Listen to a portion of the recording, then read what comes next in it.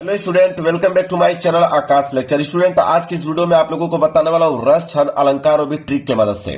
मेरे प्यार बच्चों, पूरे यूट्यूब चैनल पे मेरे जैसा ट्रिक कोई नहीं बता पाएगा रस, छंद, अलंकार का। और यकीन मानिए आप मेरे प्यार बच्चों, वीडियो को देखते देखते आप लास्ट तक सारे के सारे रस, छंद, अलंकार आपके जबान पे होगा। इतना सिंपल ट्रिक बताऊंगा और इतना सिंपल परिभाषा और इतना सिंपल उदाहरण पूरे यूट्यूब चैनल पे आप लोगों को कहीं भी देखने को नहीं मिलेगा। देखिए मेरे प्यार बच्चों, रस, छंद, अलंकार की अगर हम बात करें तो 2 नंबर का रस पूछता है और 2 नंबर का छंद और 2 नंबर का अलंकार। मेरे प्यार चो टोटल 6 नंबर के पूछे जाते हैं, वो भी ट्रिक की मदद से बताने वाला। इतना सिंपल ट्रिक मेरे प्यार चो, आप बार वीडियो अगर पूरा देख लेते हैं, अगर आप वीडियो पूरा देख लेते हैं तो अच्छा सही कमेंट करके आप जाइएगा, इतना गारंटी लेता हूं मेरे प्यार बच्चों। देखिए अगर हम बात करें सबसे पहले रस को लेकर, तो रस का मेरे प्यार बच्चों अगर लिखना है आप लोगों को, तो रस में सबसे इंपॉर्टेंट जो टॉपिक होता है अस्थाई भाव। अगर आपको अस्थाई भाव मालूम चल गया, किसी भी रस का अगर आपको अस्थाई भाव का अर्थ मालूम चल गया तो उसका परिभाषा आप मेरे प्यार चो मिनटों में बना सकते हैं। और आज की वीडियो में वही रस बताऊंगा जो कि पेपर में आता है, और 100% मेरे प्यार चो गारंटी लाता हूं कि उससे बाहर आएगा भी नहीं। वही बताऊंगा कि जो रस पूछे जाते हैं, जो छंद पूछा जाता है, जो अलंकार पूछा जाता है पेपर में, वही बताने वाला हूं। रस की अगर हम बात करें, 2 प्रकार के रस आपके पेपर में आते हैं जो कि सबसे इंपॉर्टेंट होते हैं, हर साल आता है। एक आता है आपका हास्य रस और दूसरा आता है करुण रस। अगर हास्य रस का अस्थाई भाव अगर आपको मालूम चल गया और करुण रस का अस्थाई भाव अगर आपको मालूम चल गया, परिभाषा मिनटों में बना लोगे। कैसे? देखिए, हास्य रस का अस्थाई भाव क्या होता है, तो हास्य रस का अस्थाई भाव मेरे प्यारों चो हास होता है। इतना बात पहले नोट कर लीजिए, हास्य रस का अस्थाई भाव क्या होता है? हास होता है। और करुण रस का अस्थाई भाव क्या होता है? शोक होता है। यह बस इतना टॉपिक याद कर लीजिए, आप परिभाषा ऑटोमेटिक बन जाएगा। तो हास्य रस का अस्थाई भाव क्या होता है? हास होता है। करुण रस का अस्थाई भाव क्या होता है? शोक होता है। ये 2 वर्ड आपको याद हो गया। अब देखिए परिभाषा कैसे बनाते हैं। अब यहाँ पे हास्य रस आ गया, अब हास्य रस आ जाएगा तो इसका परिभाषा कैसे लिखोगे? देखिए, अब मेरे प्यार बच्चों लिखोगे कि हास्य रस का अस्थाई भाव हास होता है। पहला लाइन तो यही बनेगा, हास्य रस का अस्थाई भाव हास होता है, यहीं से पहला लाइन बन जाएगा परिभाषा का। देखिए कितना सिंपल है कि हास्य रस का अस्थाई भाव हास होता है जब हास नामक अस्थाई भाव, जब हास नामक अस्थाई भाव किससे? विभाव और अनुभाव और संचारी भाव। 3 वर्ड और याद कर लेना आपको कि जब विभाव, अनुभाव और संचारी भाव से क्या करता है? संयोग करता है, मतलब मिलन करता है, तो वहां पर हास्य रस का उत्पत्ति होता है या हास्य रस होता है। आप बताइए कितना सिंपल है। पहली लाइन तो सेम था कि हास्य रस का स्थायी भाव हास होता है, किसी भी बच्चों को याद हो जाएगा कि हास्य रस का स्थायी भाव हास होता है जब हास नामक अस्थाई भाव, मैंने 3 वर्ड बताया, विभाव, अनुभाव, संचारी भाव। तो मैं इस तरह लिखूंगा कि जब विभाव, अनुभाव, संचारी भाव का क्या होता है? संयोग होता है, तो वहां पर हास रस होता है। लो भाई, इतना सिंपल बताइए, कोई परिभाषा आपको बता पाएगा? याद हो गया कि नहीं बताइए, ईमानदारी से बताइएगा सारे बच्चे, याद हो गया कि नहीं परिभाषा? और उदाहरण तो यूं ही याद कर लोगे। देखो कितना सिंपल उदाहरण, देखिए कह रहा है कि हाथी जैसा देह है, हाथी जैसा देह है, गेंडे जैसी खाल, तरबूजे से खोपड़ी, खरबूजे से गाल। अब इतना सिंपल उदाहरण पूरे YouTube चैनल पे आपको कहीं देखने को नहीं मिलेगा। याद हो गया कि नहीं? हास रस, ईमानदारी से आप लोग बताइएगा, ठीक है? कि हास रस का स्थायी भाव हास होता है जब हास नामक स्थायी भाव विभाव, अनुभाव, संचारी भाव से क्या करता है? संयोग करता है, मिलन करता है, तो वहां पर हास रस का होता है, मतलब हास रस की उत्पत्ति होती है या हास रस होता है। उदाहरण, हाथी जैसा देह, गेंडे जैसी खाल, तरबूजे से खोपड़ी, खरबूजे से गाल। लो कंप्लीट, हास्य रस कंप्लीट मेरे प्यार बच्चों। अब हम बात करेंगे करुण रस। करुण रस का स्थायी भाव क्या था? शोक। बस इतना ही हमको तो मालूम है, अब उतना सही परिभाषा बन जाएगा। देखिए हेडिंग क्या है? करुण रस। कितना सिंपल है, देखिए आप लिखिएगा कि करुण रस का स्थायी भाव शोक होता है। ये लाइन तो आप ऐसे ही लिखोगे, ये लाइन तो सेम रहेगा कि करुण का अस्थायी भाव क्या होता है? शोक होता है। अब देखिए, जब शोक अस्थाई भाव, जब शोक अस्थाई भाव किससे? विभाव, अनुभाव, संचारी भाव से क्या करता है? संयोग करता है, तो वहां पर करुण रस होता है। कितना सिंपल है। वहां पे क्या होता था कि हास नामक स्थायी भाव विभाव अनुभाव और संचारी भाव से संयोग करता था, और यहाँ पे शोक नामक स्थायी भाव विभाव अनुभाव संचारी भाव से संयोग करेगा तो कनु रस का उत्पत्ति होगा या कनु रस होगा। कितना सिंपल, याद हो गया कि नहीं कि कनु रस का स्थायी भाव क्या होता है, शोक होता है। जब शोक का स्थायी भाव किससे, विभाव से अनुभाव से और संचारी भाव से संयोग करता है तो वहां पर कनु रस होता है। इतना सिंपल उदाहरण बताऊंगा कि आप तुरंत याद कर पाओगे। उदाहरण देख लो कितना सिंपल है कि हे खग मृग हे मधुकर श्रेणी तुम देखी सीता मृग नयनी। अब बताइए कितना सिंपल उदाहरण मैंने बता दिया, तुरंत याद हो गया। ईमानदारी से कमेंट करके बताइए कि कनु रस याद हो गया कि नहीं आप लोगों को, कि हे खग मृग हे मधुकर श्रेणी तुम देखी सीता मृग नयनी। तो कनु रस का परिभाषा उदाहरण दोनों याद हो गया। कनु रस का परिभाषा क्या है कि कनु रस का स्थायी भाव शोक होता है। जब शोक का स्थायी भाव विभाव अनुभाव संचारी भाव से संयोग करता है तो वहां पर कनु रस होता है। लो कंप्लीट मेरे प्यारे बच्चों, इतना सिंपल उदाहरण कोई नहीं बता पाएगा। अब रस का काम खत्म, दो ही रस पूछा जाता है, या तो आपसे हास रस पूछ ले या तो कनु रस पूछ ले। इसके बाद अलंकार की बारी आ गया। देखिए अब अलंकार भी इतना सिंपल बताऊंगा ना मेरे प्यारे बच्चों, इतना सिंपल कि तुरंत याद हो जाएगा। देखिए पहला हम बात करेंगे अनुप्रास अलंकार, जो सबसे इंपॉर्टेंट है तो है, जो पेपर में पूछा जाता है। अनुप्रास अलंकार कितना है, बहुत सिंपल है मेरे प्यारे बच्चों, इतना सिंपल परिभाषा आज तक आप लोगों को कोई नहीं बताया होगा।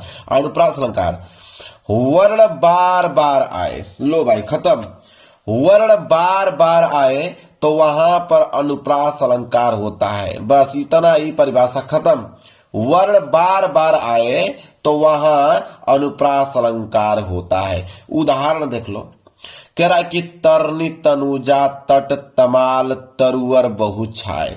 अब देखिए त से तरनी, तट से तनुजा, तट तमाल तरुअर बहु छाए। देखिए अब त तक कितना लास्ट बार बार आ रहा है मेरे प्यारे बच्चों। तो वर्ण मतलब त त त त त, लो भाई याद हो गया। वर्ण बार बार आए वहां अनुप्रास अलंकार होता है। तरनी तनुजा तट तमाल तरुअर बहु छाए। इतना सिंपल उदाहरण कोई बताएगा आपको, याद हो गया कि नहीं बताइए, ईमानदारी से कमेंट करके बताना याद है कि नहीं। चलिए आइए यमक अलंकार पे आ जाइए। देखिए यमक अलंकार कितना सिंपल है। कह रहा है कि एक ही शब्द एक से अधिक बार आए, मतलब एक ही शब्द एक से अधिक बार आए वहां पर यमक अलंकार होता है। कितना सिंपल है, एक ही शब्द एक से अधिक बार आए वहां पर यमक अलंकार होता है। याद हो गया कि नहीं, एक ही शब्द एक से अधिक बार आए वहां पर यमक अलंकार होता है। और उदाहरण तो इतना सिंपल है ना कि तुरंत याद कर पाओगे। उदाहरण देख लो इसका, यमक अलंकार का उदाहरण देखो। उदाहरण है कि काली घटा का घमंड घटा। लो कंप्लीट, काली घटा का घमंड घटा। कितना सिंपल है, याद हो गया कि नहीं आप लोग, ईमानदारी से कमेंट करके बताना कि यमक अलंकार याद हो गया कि नहीं। बहुत सिंपल है मेरे प्यार बच्चों, काली घटा का घमंड घटा।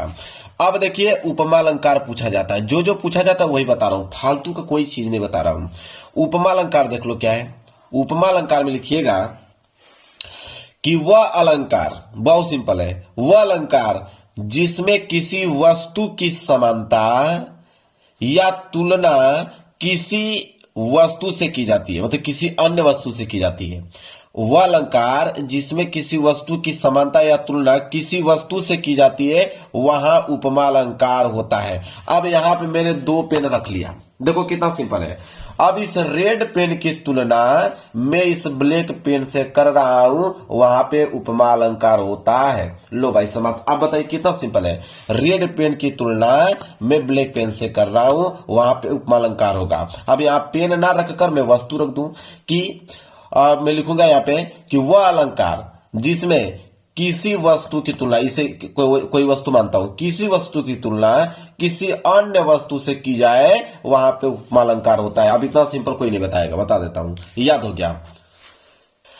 और उदाहरण दो लेकर आया हूं, दो उदाहरण लेकर आया हूं। इतना सिंपल है, दो उदाहरण लेकर आया हूं, इतना सिंपल कि एकदम सॉन्ग में याद कर लोगे। सॉन्ग मतलब गीत। देखो पीपल पात सरिस मंडोला, ये पहला उदाहरण हो गया। पीपल पात सरिस मंडोला। फूलों सा चेहरा तेरा कलियों सी मुस्कान, ये हो गया दूसरा उदाहरण। फूलों सा चेहरा तेरा कलियों सी मुस्कान है, ठीक है, मतलब फूलों का तुलना यहाँ पे चेहरे से किया गया है और कलियों की तुलना यहाँ पे मुस्कान से किया गया है। ठीक है, बात खत्म यहाँ पे। पीपर पात सरिस मंडोला, पहला उदाहरण, फूलों सा चेहरा तेरा कलियों सी मुस्कान है। याद हो गया होगा आप लोगों को, ईमानदारी से बताइएगा कमेंट करके, याद हो गया कि नहीं? बिल्कुल, उपमा अलंकार भी खत्म। अब हम बात करेंगे दोहा छंद पे आ गया, अब छंद की बारी आ गया, अलंकार भी खत्म, अब छंद पे आ जाइए। छंद भी बहुत सिंपल है मेरे प्यार जो, देखो छंद की अगर हम बात करें तो लिखेंगे कि यह अर्ध सम्मात्रिक छंद है। नोट कर लो, दो छंद बताऊंगा, एक छंद पूछा जाता है मतलब दोहा छंद, और एक सोरठा पूछा जाता है, इन दोनों में से कोई एक पूछता है तो ये लाइन दोनों में सेम रहेगी कि यह अर्ध सम्मात्रिक छंद है, इसमें 4 चरण होते हैं। ठीक है, इसमें 4 चरण होते हैं। यह अर्ध सम्मात्रिक छंद है, इसमें 4 चरण होते हैं। याद हो गया? पहले एवं तीसरे चरण में 13-13 मात्राएं तथा दूसरे और चौथे में 11-11 मात्राएं होती हैं। अब देखिए, अभी जो 13-13 इसी से आप ट्रिक बना लोगे। देखो, पहला और यह तीसरा, इसको कहोगे पहला चरण, इसको कहोगे तीसरा चरण, तो पहले और तीसरे में कितने हो गए? 13-13, और जो बच जाएगा आपका दूसरा और चौथा, उसमें 11-11 तो होगा ही होगा। तो कितना सिंपल है, देखिए कैसे लिखोगे कि यह अर्ध सम्मात्रिक छंद है, इसमें कितने चरण होते हैं? 4 चरण होते हैं। पहले और तीसरे में 13-13, दूसरे और चौथे में 11-11 मात्राएं होती हैं। बस काम खत्म। याद हो गया कि नहीं ये बताइए कि यह अर्ध सम्मात्रिक छंद है, इसमें टोटल 4 चरण होते हैं। पहले और तीसरे में 13-13, दूसरे और चौथे में 11-11 मात्राएं होती हैं। अब उदाहरण देखिए, इतना सिंपल उदाहरण बताऊंगा ना मेरे प्यारे बच्चों, तुरंत याद हो जाएगा। तुरंत की अगर बात कर रहा हूं, देखिए, रईमन पानी राखिए बिन पानी सब सून, रईमन पानी राखिए बिन पानी सब सून, पानी गए न उबरे मोती मानुष चून। लो भाई, और देख लो, पहले और तीसरे चरण में कितने था? 13-13, और दूसरे और चौथे में कितना? 11-11। देख भी लो, 1 2 3 4, 4 2 6, 6 2 8, 2 10 और 10 3 13, इसमें 13 मात्राएं हो गया। पहले में, तीसरे में भी 13 होगा। 2 2 4 1 5 2 7 1 8, 8 2 10 1 11 11 2 13, इसमें भी 13 मात्राएं। दूसरे और चौथे में 11-11, देख लीजिए, यहां पे हो जाएगा 1 2 2 2 4 2 6 2 8 2 10 1 11 11, इसमें हो गया। 2 2 4 2 6 2 8 2 10 11, लो भाई 11 इसमें हो गया। मात्रा भी लिख के लेकर चलाया हूं ताकि आपको क्लियर हो पाए कि हाँ भाई सही है। सोरठा, देखिए सोरठा, अरे मेरे प्यार बच्चों, अगर आपको दोहा याद हो गया तो सोरठा तो ऑटोमेटिक याद हो जाएगा, क्योंकि सोरठा दोहा का उल्टा होता है। ठीक है, कितना सिंपल है कि यह अर्ध सम्मात्रिक छंद होते हैं। ठीक है, इसमें भी 4 चरण लिख दीजिएगा कि इसमें भी 4 चरण होते हैं। यह अर्ध सम्मात्रिक छंद है, इसमें 4 चरण होते हैं, जिसके पहले और तीसरे चरण में 11-11 मात्राएं। उसको उलट दीजिए, उसमें क्या था? पहले और तीसरे में 13-13 था, और इसमें अब 11-11 आ जाएगा कि पहले और तीसरे चरण में 11-11 मात्राएं होती हैं, दूसरे और चौथे में 13-13 मात्राएं होती हैं। और यह दोहे का क्या होता है? उल्टा होता है। मेरे प्यार बच्चों, अगर दोहा याद हो गया तो सोरठा तो ऑटोमेटिक याद हो जाएगा, क्योंकि बस वहां पे पहले और तीसरे में 13 था और यहाँ पे पहले और तीसरे में 11 है। बस वहां पे दूसरे और चौथे में 11-11 था, और यहाँ पे मेरे प्यारे बच्चों दूसरे और चौथे में 13-13 है। इतना ही तो फर्क है, बस उसका जस्ट उल्टा है। याद हो गया कि नहीं बताइए? ईमानदारी से कमेंट करके बताना आप लोग। तो आप कैसे लिखोगे कि यह अर्ध सम्मात्रिक छंद होते हैं, इसमें 4 चरण होते हैं, थोड़ा लिख दीजिएगा इसमें एक्स्ट्रा, जिसके पहले और तीसरे चरण में 11-11 मात्राएं, दूसरे और चौथे चरण में 13-13 मात्राएं होती हैं। यह दोहे का उल्टा होता है। परिभाषा बहुत सिंपल है कि राधा नागरी सोई, मेरी भव बाधा हरो, श्याम हरित दुति होई, जातन की छाई परे। अब देख लीजिए, इसमें हो जाएगा 2 2 4 2 6 2 8 2 10 1 11, इसमें हो गया 11, इसमें भी 11 होगा। 1 2 3 4 5 6 7 8 2 10 1 11, इसमें 13 होगा। 2 2 4 2 6 2 8 2 10 12 1 13, इसमें भी 13 होगा। 2 2 4 2 6 2 8 2 10 3 13। क्लियर है ना भाई? ईमानदारी के साथ देख लो। अब हो गया खत्म।